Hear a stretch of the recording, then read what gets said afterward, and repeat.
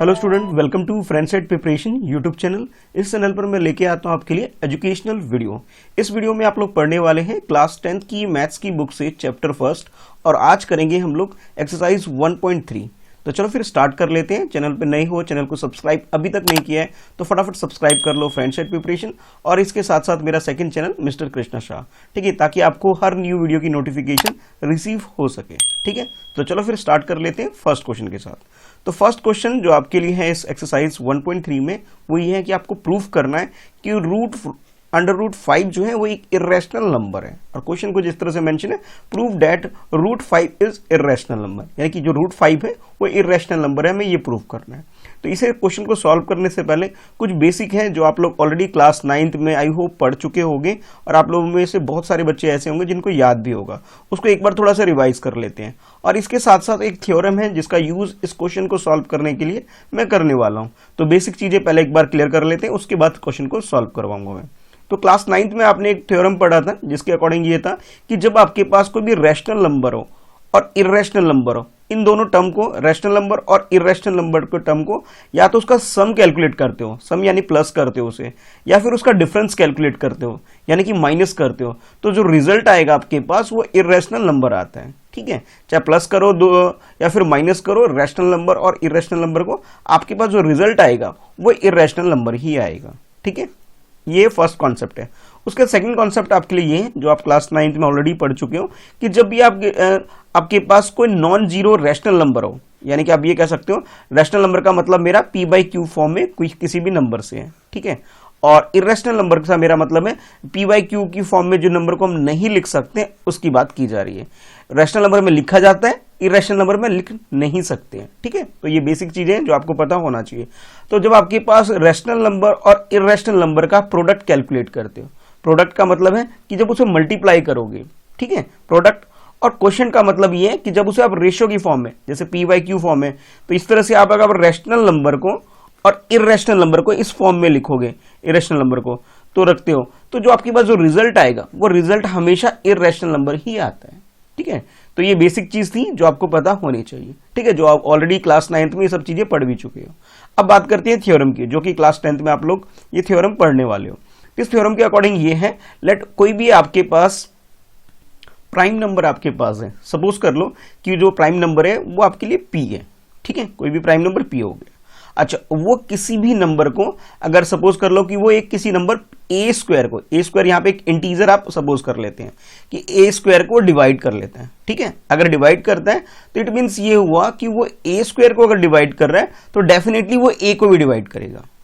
एक एग्जांपल से समझाता हूं कॉन्सेप्ट को, कि सपोज कर लो जो प्राइम नंबर है वो आपके लिए 2 हो गया। अच्छा, अब a स्क्वायर की जगह मैं 16 ले लेता हूं।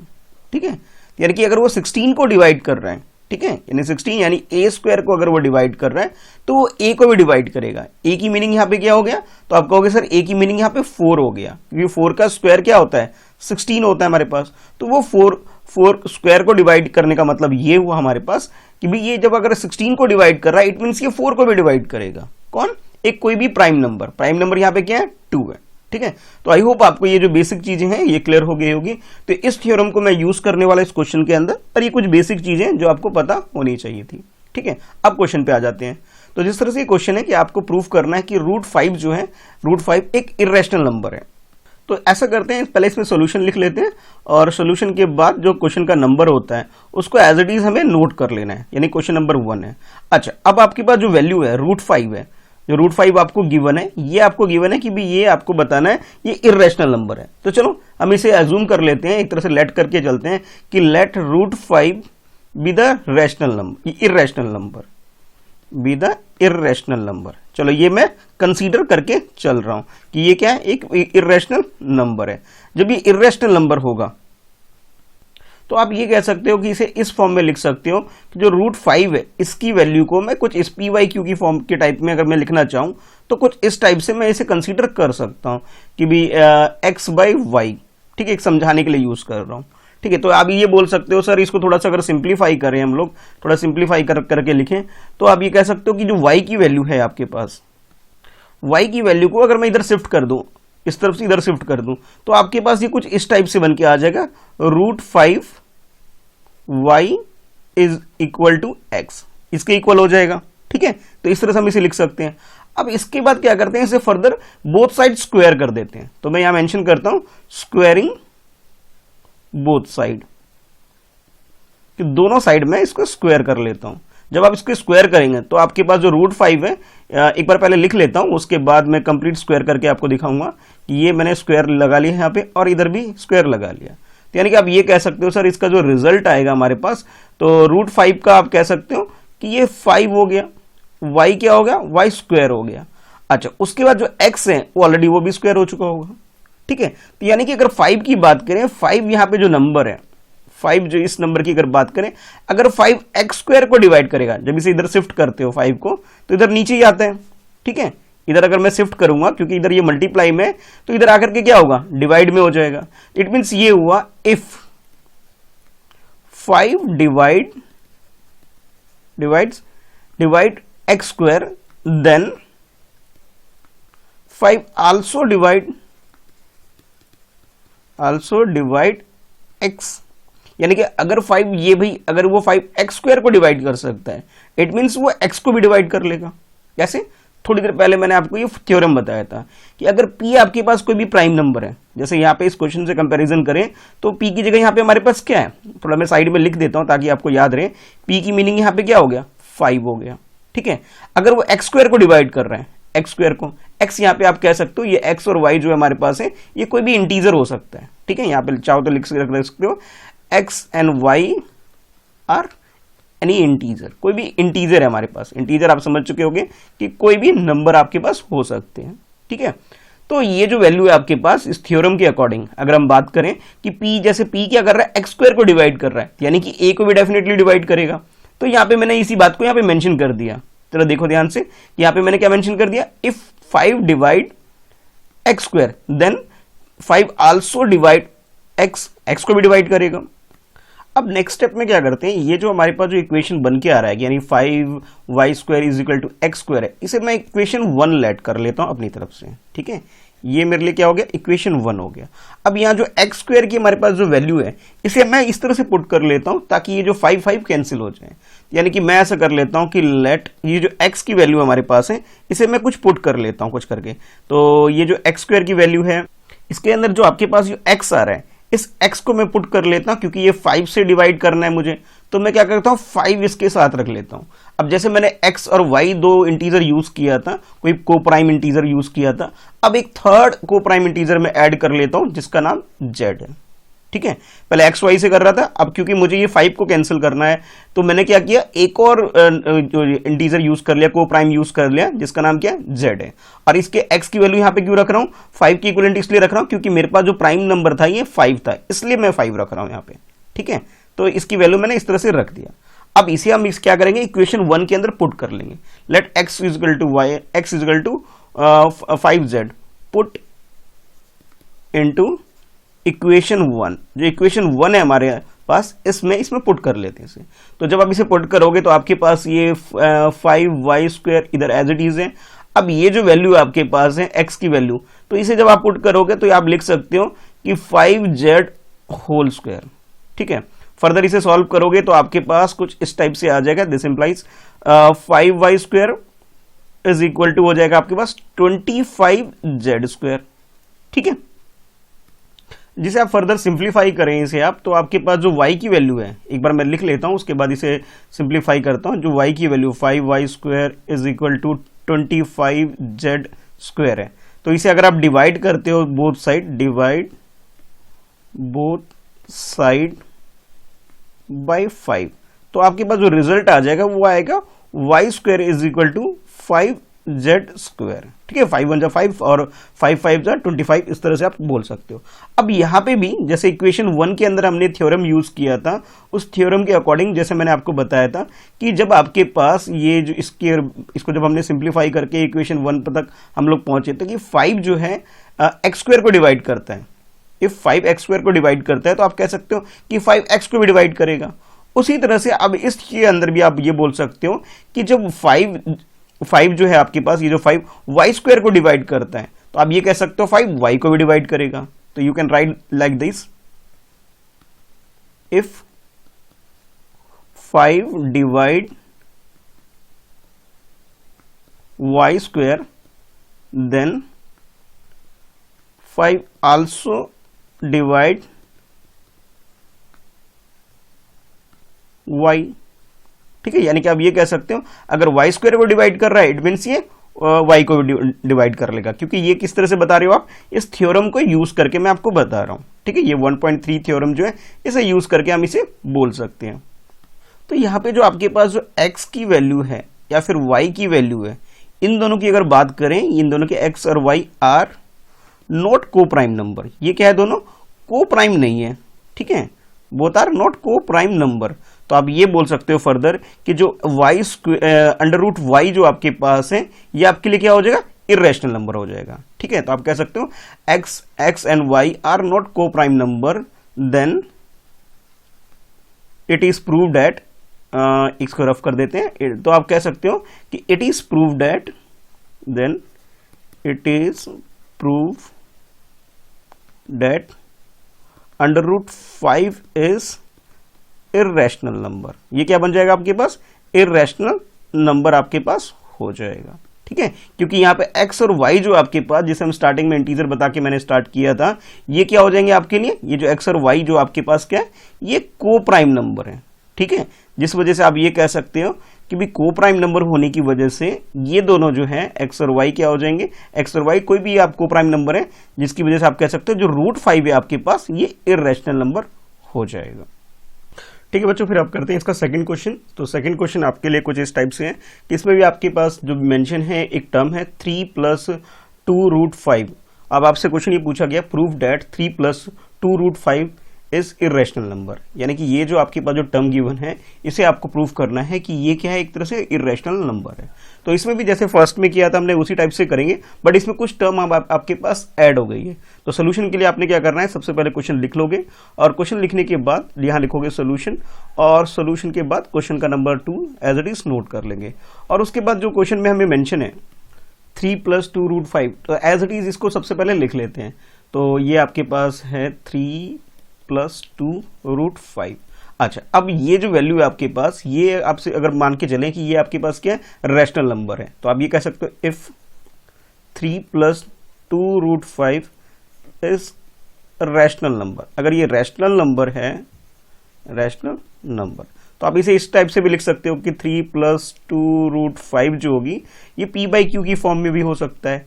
ठीक है, तो यहाँ पे p/q की फॉर्म के लिए मैं ऐसा करता हूँ xy यूज कर लेता हूँ। ठीक है, जो p/q की फॉर्म है ना, p की जगह मैंने यहाँ पे क्या किया, x यूज कर लिया, और q की जगह मैंने y यूज कर लिया। ठीक है, अच्छा, अब जो ये आपके पास जो वैल्यू आ गई, आपको इसमें करना क्या होता है, जो रूट 5 है आपके पास, इसको सेपरेट करना है, इसको डिफरेंट अलग करना है, बाकी को अलग करना है। ठीक है, क्योंकि रूट 5 हमें मालूम है इर्रेशनल नंबर है।